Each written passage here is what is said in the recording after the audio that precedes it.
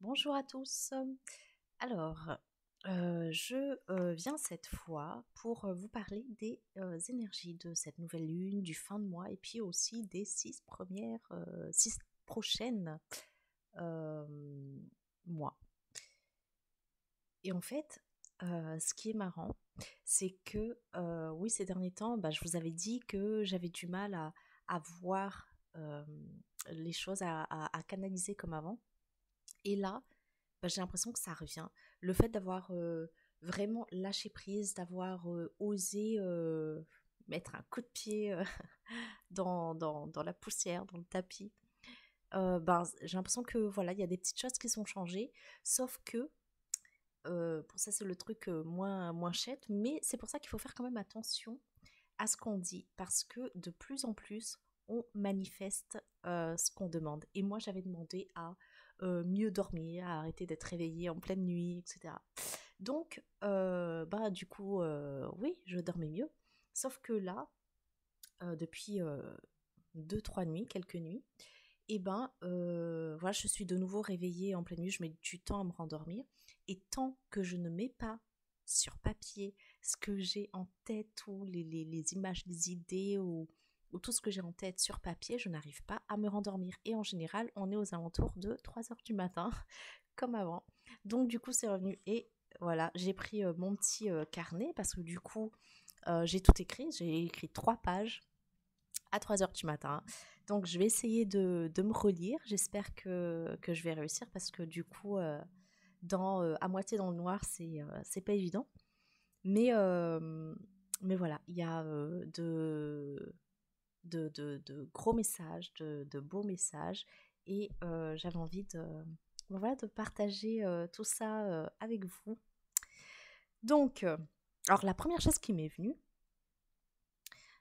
c'est que voilà, en fait, on est sur comme une sorte de passage. Ce mois d'août, là, de août à septembre, ouais, comme on est en train de passer un cap nouveau.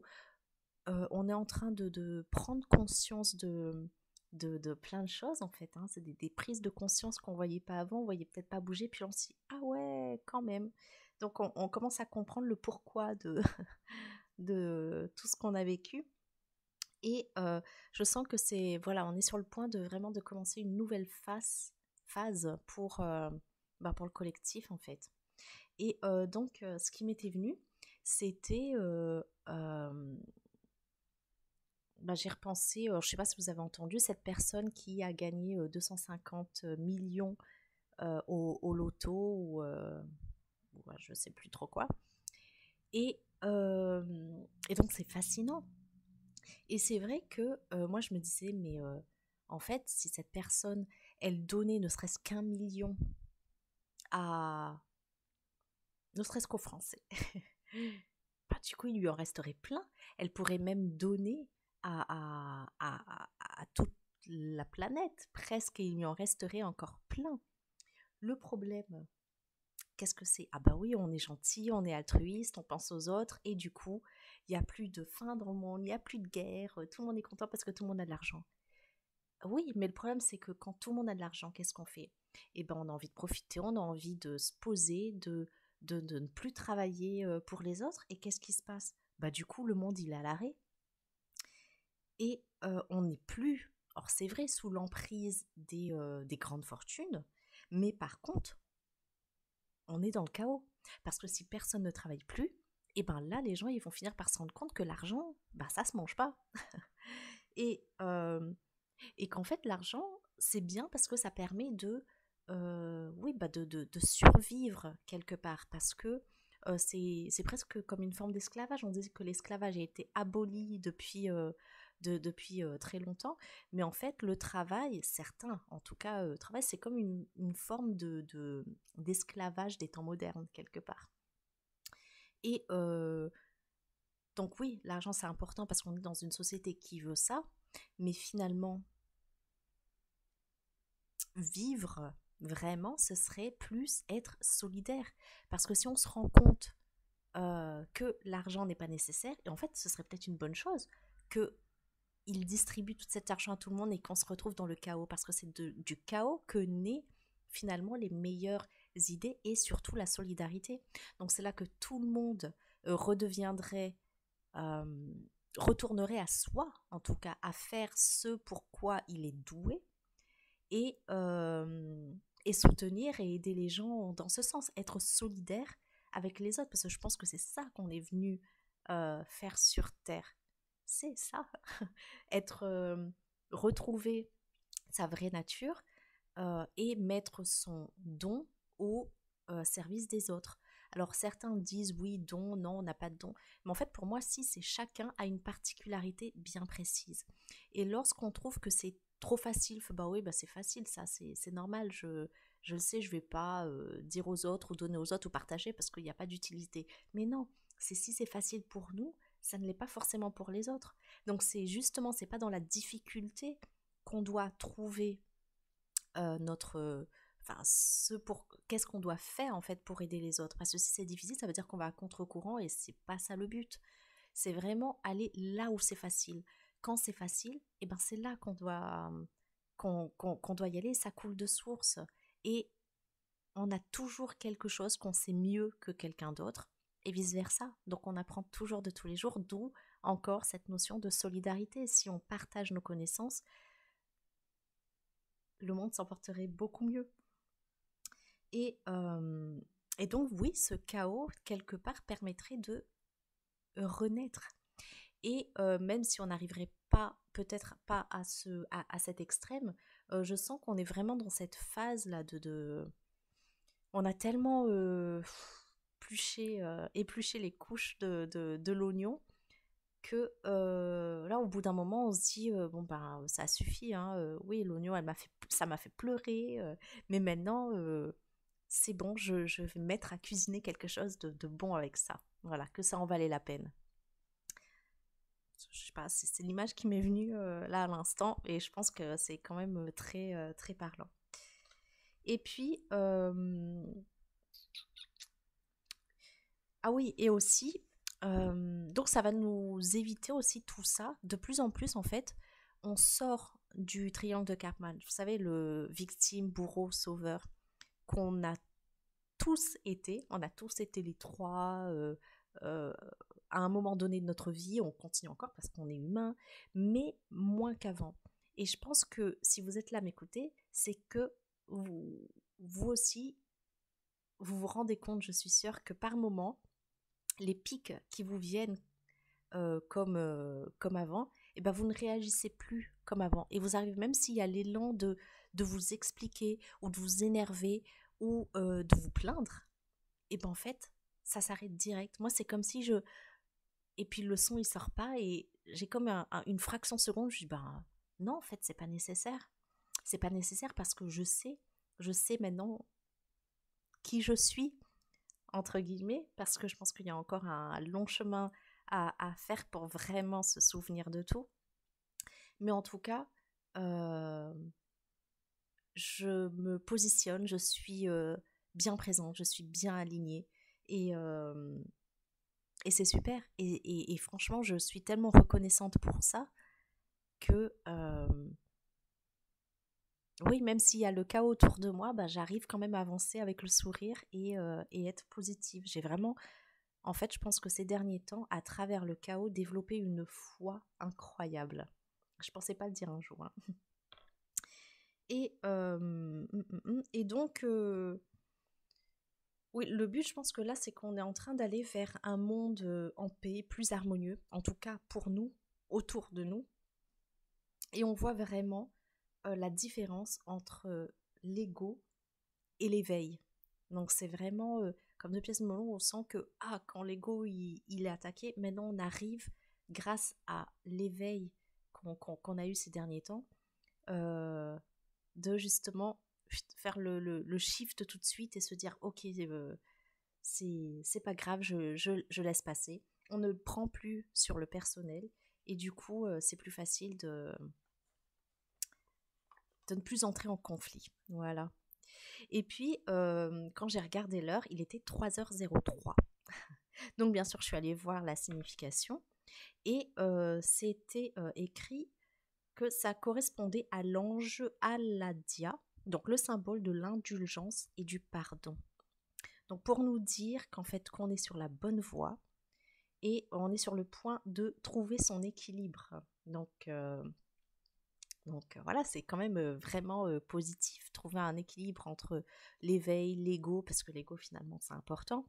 Mais voilà, ce qu'il disait, c'est que c'était aussi très important de pardonner à ceux qui nous ont blessés, mais de se pardonner à soi, d'avoir blessé les autres aussi quelque part, et de s'être blessé soi-même aussi.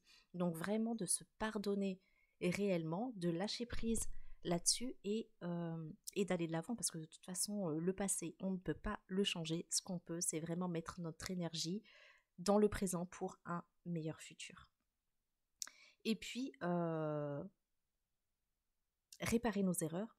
Et c'est comme ça qu'on va les réparer. C'est pas en faisant quelque chose, mais c'est vraiment en lâchant quelque chose, en lâchant prise sur ce qui a été fait dans le passé et repartir sur des bases plus saines.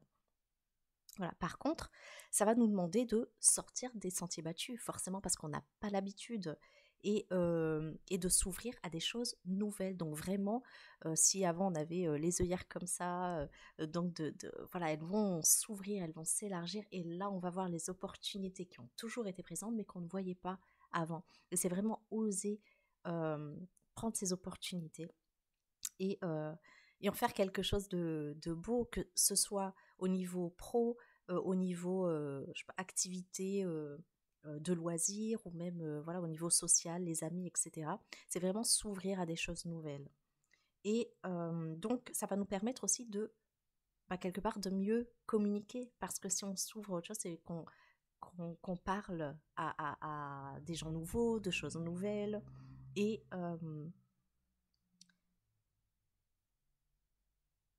ah oui, et aussi s'accorder des moments de joie. Donc ça, c'est important, parce que là, sinon, on va être encore dans se mettre une pression, dans oui, je dois faire ça, je dois m'en faire. Non, c'est simplement se laisser aller et surtout s'écouter. Donc si on a besoin de dormir plus que habituellement, eh ben on dort plus. Si on a besoin de prendre un moment pour soi pour ne rien faire, eh ben on ne fait rien, sans culpabiliser. Chaque chose en son temps, tout est juste.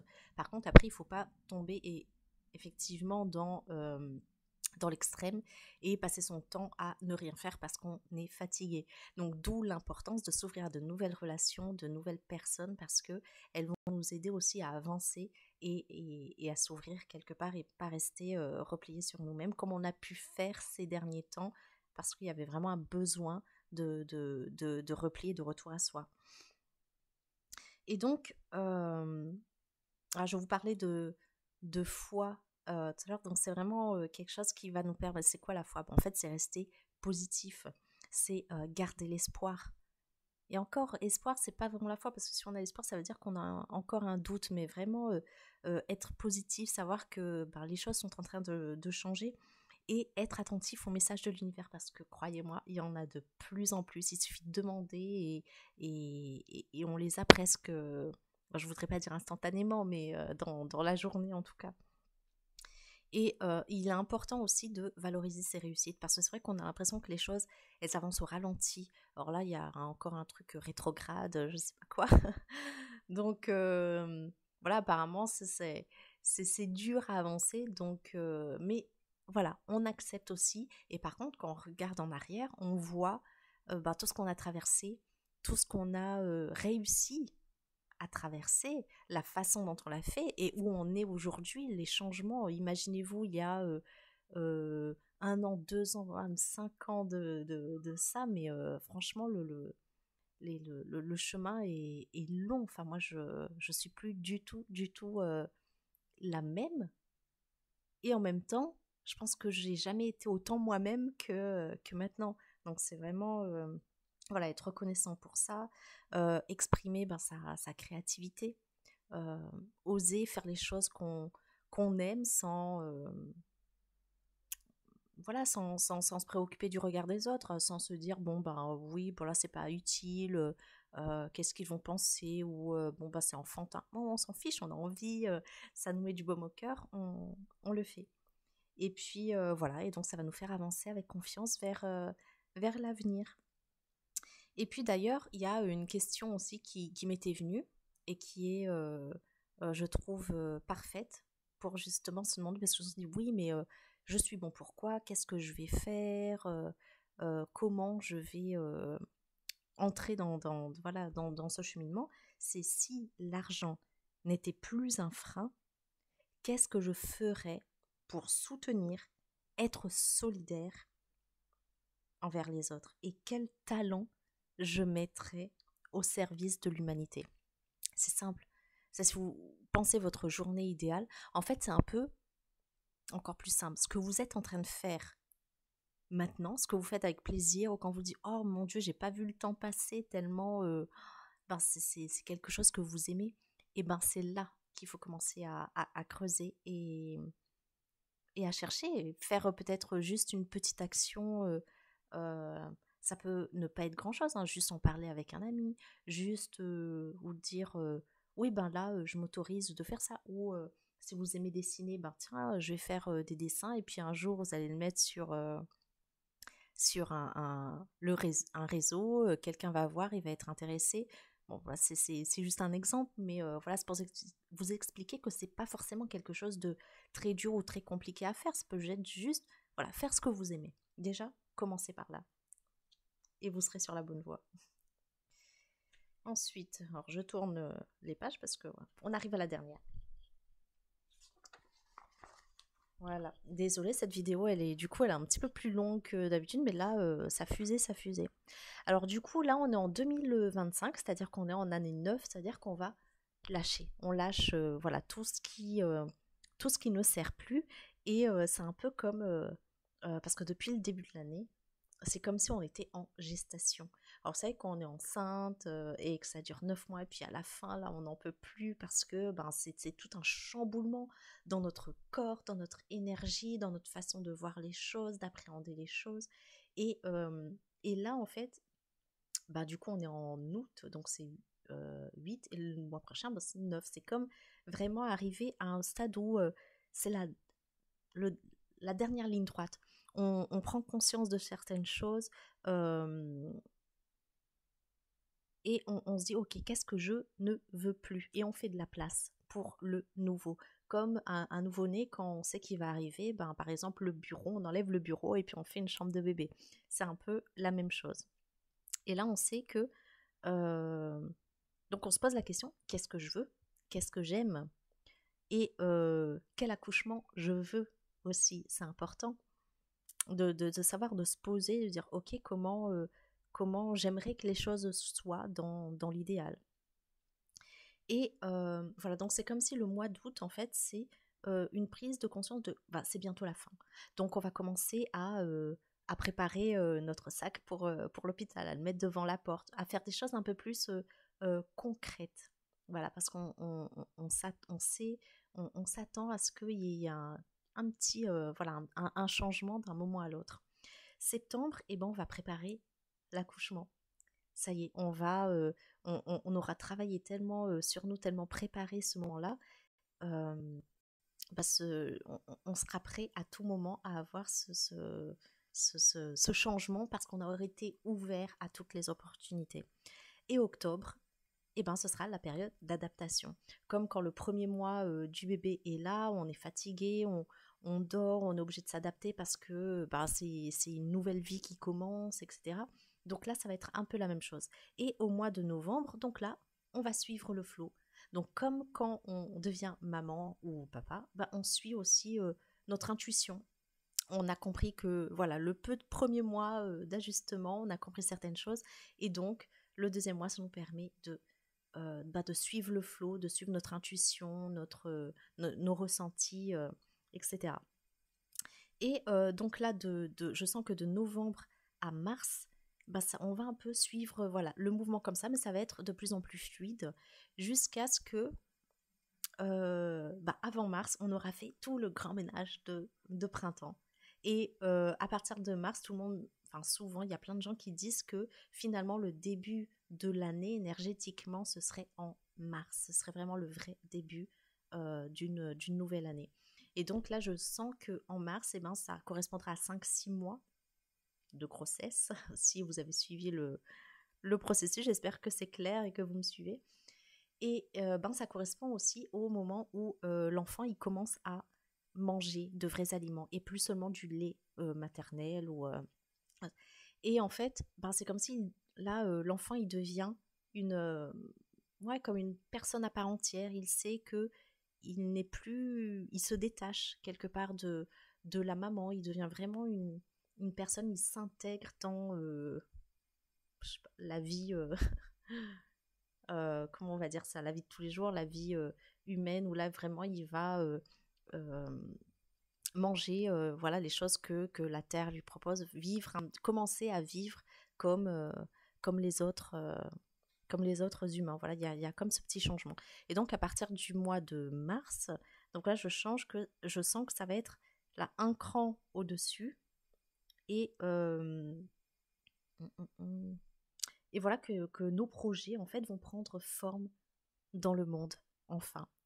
Et donc ça se prépare maintenant et je sens que là c'est vraiment le petit shift, quoi, l'amorce vraiment pour entamer cette nouvelle année 2026. Ça commence maintenant. Donc voilà, c'était un peu long, je suis désolée. J'espère que je vous ai pas perdu, j'espère que c'était clair parce que j'ai essayé voilà, de me relire. Et donc dites-moi, vous, ce que vous en pensez, qu'est-ce que vous avez vécu ces derniers temps, si vous ressentez aussi qu'il y a ce changement ou quelque chose qui va se passer. Et puis, ben, comme d'habitude, un pouce en l'air, abonnez-vous si ça vous parle, partagez si vous pensez que ça pourrait parler à quelqu'un. Et puis, euh, si l'envie vous en dit, si le cœur vous en dit, d'écrire un petit mot, de partager votre expérience, eh bien, ça me fera un plaisir de vous lire et de vous répondre. Je vous embrasse bien, bien, bien, bien fort. Je vous envoie plein d'amour et je vous dis à la prochaine vidéo.